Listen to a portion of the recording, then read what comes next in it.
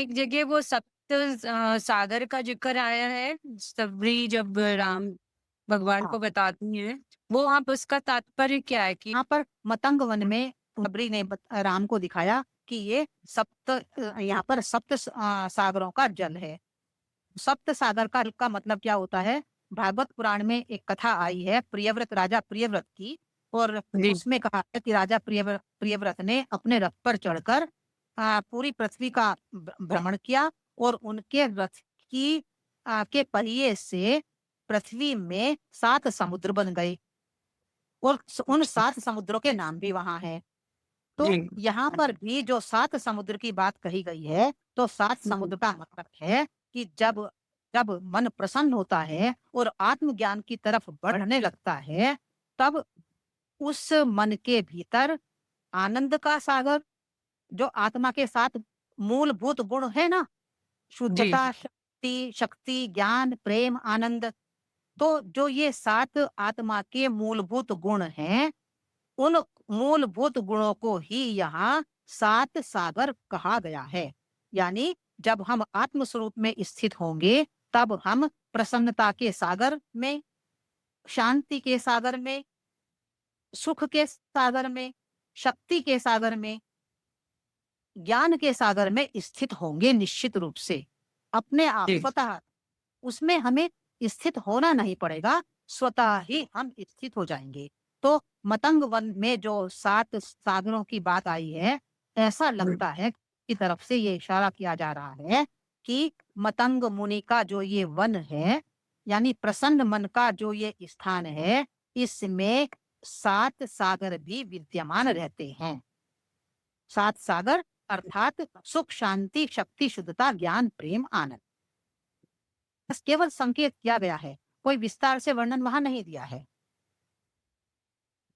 और संकेत इसी तरफ लगता है कि ये हमारी यात्रा है सबका संग करने की, मन के प्रसन्न होने की, मुमुक्षा वृत्ति के उदय होने की, और और फिर फल मूल वन्य फल मूल इकट्ठा करने की और राम के आने की।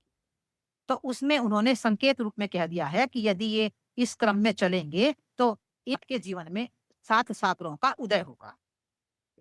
मतंग वन में ये प्रकट हुए हैं। यहाँ पर अभी केवल संकेत मात्र है। जी, जब हम आत्म स्वरूप में स्थित होंगे, तो जी, आत्म स्वरूप में स्थित होने पर जो आत्मा की 7 मूलभूत विशेषताएं हैं कि जी, आत्मा, जिसे आत्मा को कहा है ना कि सतचित आनंद, एक तो ये कहा है, और एक कहा है कि आत्मा के 7 गुण है।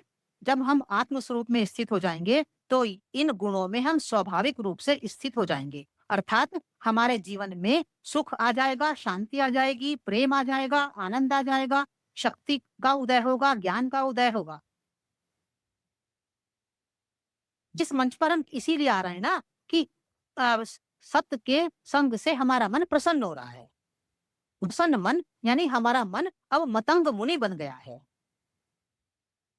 मतंग मुनि बनकर अब हम कुछ ज्ञान में हैं, कुछ अज्ञान में हैं। कहा है ना शबली, शबली अर्थ का अर्थ है कुछ ज्ञान में, कुछ अज्ञान में रहना। तो अभी हम पूरी तरह ज्ञान ज्ञान में तो नहीं आए हैं। कुछ ज्ञान में हैं, कुछ अज्ञान में हैं, और कुछ ज्ञान में हैं, अज्ञान में हैं। तो इस ज्ञान में से हमारे भीतर मुमुक्षा वृत्ति अब पैदा हुई।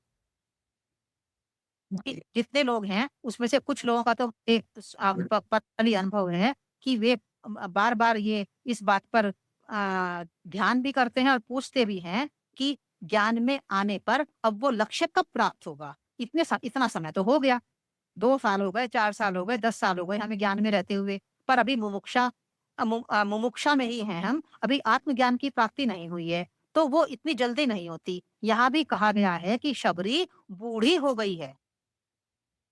बूढ़ी क्यों कहा है? बूढ़ी इसलिए कहा है कि मुमुक्षा वृत्ति हमारे अंदर पैदा तो हो गई है, उसका उदय तो हो गया है, पर अभी लक्ष्य तक नहीं पहुंची है। मुमुक्षा वृत्ति बूढ़ी होती जा रही है, यानी लगातार लगातार वो मुमुक्षा मेरे भीतर बनी हुई है। तो नहीं नहीं, तो उसको, हाँ, इसीलिए उसको बूढ़ा कहा है। और चूंकि वो अपने रास्ते पर चल रही है, इसलिए उसको तपस्विनी भी कहा है कि शबरी बूढ़ी है, शबरी तपस्विनी है।